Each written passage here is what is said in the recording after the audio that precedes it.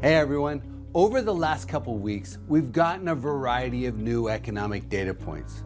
And in a world where good news is bad news and bad news is good news, I guess we have some good news. In general, inflation is still coming down. That's pretty much good news no matter how you cut it. But we're seeing a lot of metrics that suggest the economy is losing momentum. Under normal circumstances, that would not be good. The unemployment rate increased by 20 basis points to 4.3%.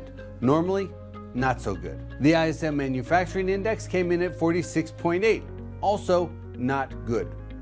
It's below 50, which means that the manufacturing sector is contracting. But because so many economic metrics are showing signs of weakening, it's putting increased pressure on the Federal Reserve to reduce rates, which for commercial real estate investors is good news. We've been seeing clear downward pressure on the 10-year Treasury rate. And in fact, the 2-year versus 10-year Treasury yield curve uninverted for the first time in more than 2 years. But by the same token, the Psalm rule, another key recession indicator, is teetering on the edge. That metric is literally so close to the edge, the question of whether we cross the line depends on how you measure unemployment. If you calculate it using the published unemployment rate to the 10th percentile, the Psalm rule recession indicator reads 53 basis points, which means yes, we are facing a recession. But if you calculate the unemployment rate to the 100th percentile using the source data, the Psalm rule recession indicator reads 49.34 basis points, which technically means we are not entering a recession. I guess precision matters, ladies and gentlemen. But we've known since the beginning that a soft landing is very difficult, and it will look dangerously similar to a recession, which is where we are.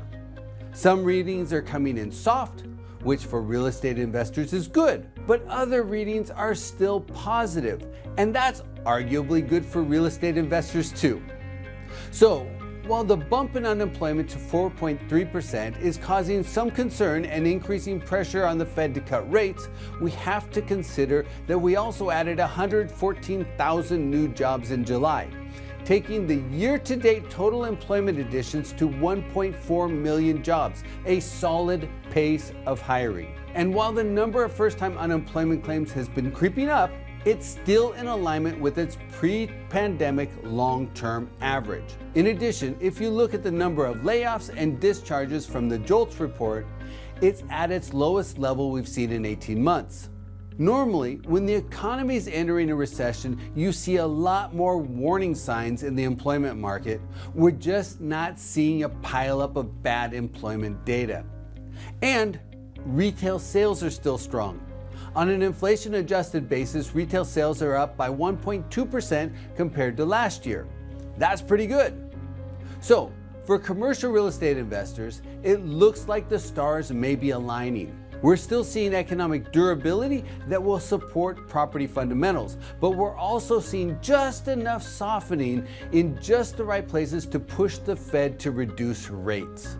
And because the 10-year has come down materially, the cost of debt is coming down.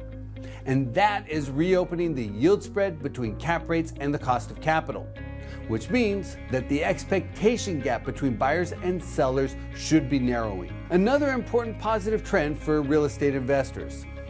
Of course, as always, something could go wrong, but this whole situation is playing out far better than most anyone had expected. Still, you never know what's around the next corner, which is why investors always need to keep their eyes on the horizon.